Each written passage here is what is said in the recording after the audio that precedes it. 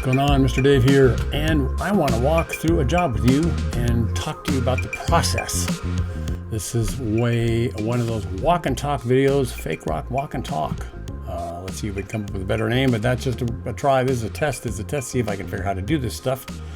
So Mr. Dave here, walking you through my jobs, and this one was up in Carlsbad, California, I think, on the coast somewhere. And I am going to take my fuzzy little head and shrink it down here, and we can look at this thing. You can tell by the look of it that it needs work.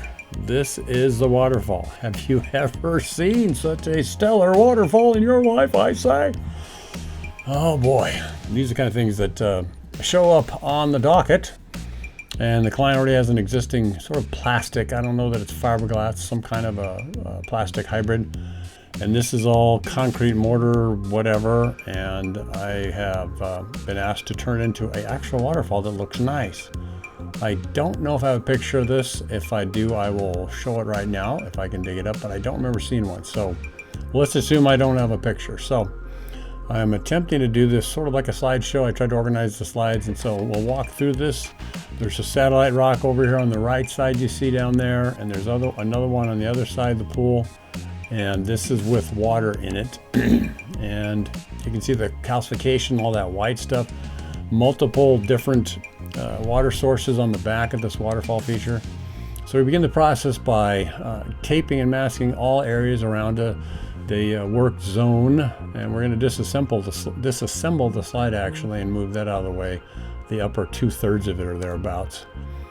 And so we're cleaning off around the rock work so we can have our tape stick better, is what I think is going on there. Yeah, and then we're also drilling through to add new rocks. You can go right into the tile. It's no big deal. You can pour concrete and go right over it. And since this is all waterproof behind here, it's not a big deal. And that little brush is what cleans them out. So there's holes down here, if you can see. They're going to be in a step. So we're going to make a satellite boulder in here. Or this is actually part of the water feature. I can't tell. I think to the right, over on this side, we're actually going to be working on the project. I can't see. It looks like, yeah, I don't see. Well, there is a bench underneath the water feature right there. And you can see we've jumped ahead quite a bit. Taped and masked everything. I put plywood down. Notice that down on the floor of the pool. And that part, that's to protect the PebbleTec. You need a PebbleTec or Techstone or Gemstone pool that will not die in terms of waterproofing when it dries out. So you want to make sure you're going to do that. If it's plaster, you can't do this. You got to demo all the plaster and work on a jackhammered shotcrete or gunite pool and work from there. So you can see we've got a rebar in there. The idea is to just sort of build up some bulkier shapes. You can see the 2/3 of the slide is gone. We've got the pegboard that goes around in burlap to fill in gaps. We have a pipe feed that's going to generate water source that's coming right through, as you can see there in the right rock as you're looking at the picture, the right side. There's steps going up, so we're just going to keep using those if we can to maybe make it so you can climb up into the water feature. I always like being able to do that. So I just stick in rebar all over the place, but I have an idea where the footprint of boulders and rocks are going to be and how they're going to fit into this grotto space to be created. So we're going to build this out and then extend the water features weir a little bit to see if we can get that to fall off a little farther out on the pool. So we'll move forward and get closer up here. This is that feed line that we're drawing out of that rock that you saw in the last picture. Down over here, you can see that little picture. My cursor is spinning around. So let's see if I can zoom in a little bit. Yeah, it looks like we've got that just pegboarded around, and then we're filling in the gap. And we sometimes pre-pour some of this. I think we pre-poured over here. You can see this left side as you're looking at the picture from your viewing point. I think we have concrete already in that side. Probably have some over here too. And I think that's what you see there, that dark stuff right there. So we've pre-poured that lower portion. All rocks below water I like to make solid, and that's a good way to do it because then there's much less chance of rusting and stuff. Okay, so that pipe's coming up out, and then we go back to the next progress picture here, and we see that we've created a 2-inch feed line coming out the back. That's going to go down and then be able to get to the plumbing for the rest of it. Or as I'm talking, that could also be a return line for the three-way valve that dumps. I think that's what it is. I'm going to turn my point around and correct myself. That 2-inch line is actually so I can dump power out of the full pressure of the water feature pumping to the waterfall with a three-way valve into the pool. And that way there's no back pressure on the pump for the water feature.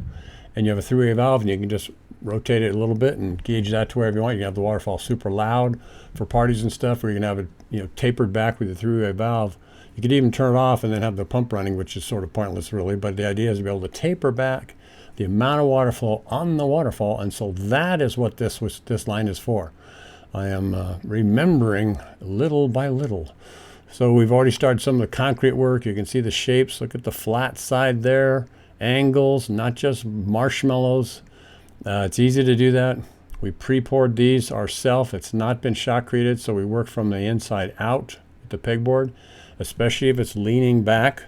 We would get the underside area be able to be poured concrete onto that pegboard, and it'll stay there. It'll work out well.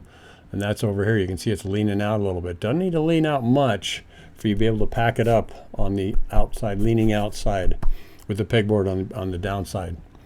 All right, makes sense. Tie wires there on the ground. A little farther back, we see how things are going. We've built up the whole feature now, and I think I made this one without shotcrete. So this all looks like we did it by hand.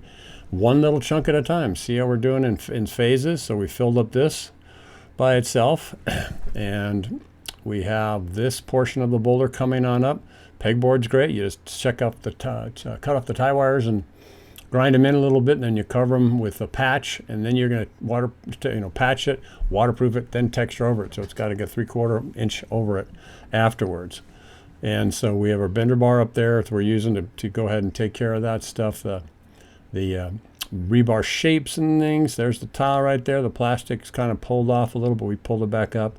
We're not working in there, so we're not too worried about it. So we'll keep on marching down the road here, dudes. So there's our rolls. We use rolls. This right here, we actually have a photo and a video of it coming up in this little slideshow. And we'll show you that. Again, burlap on the inside. Works pretty darn good. Been doing it for decades, and it's not usually a problem.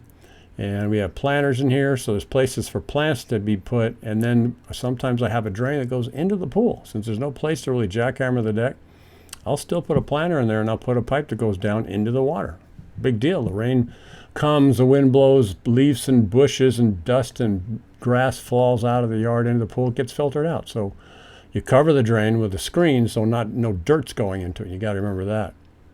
All right, so this is the starting pond up here. It's going to dump over this edge down into that basin in there and then move down. We can move in and see how that's going to work. So right there, the waterfall's overflowing. You can see in here the pipe that feeds it is out here. Okay, so that's going to feed this upper pond, starting pond, I like to call them. And so we're going to be doing that. All right, so we'll back out a little bit more and move down the road. Looking good. Things are getting dialed in. There's some steps to get up here and climb around. We always want to be able to climb into our water features. They're interesting that way. I'll move myself up here a little bit maybe. It's like an Instagram picture. It's got a nice color and stuff, but it's a zoom in on that pipe that's a return line, remember, for having a diverter valve, three-way diverter from the pressure from your feature, your waterfall source.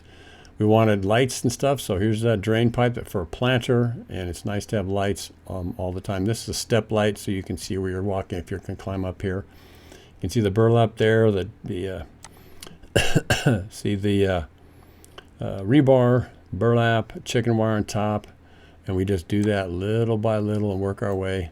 Bags of hog rings, and here is the back of it. It'll move me down a little bit out of the way. Okay, there's that three-way valve. So that is in fact what I was doing at the diverter. So that water will have an elbow pushing the water down right there. Right here there'll be a 90 degree and it'll kick the water down. It's nice to be able to waterproof it right around the outsides. Weak spot in ponds is right underneath that piece of pipe. Wherever you have a breach in the barrier where water is and is not, that sort of that pond wall, that's what we got to be thinking of.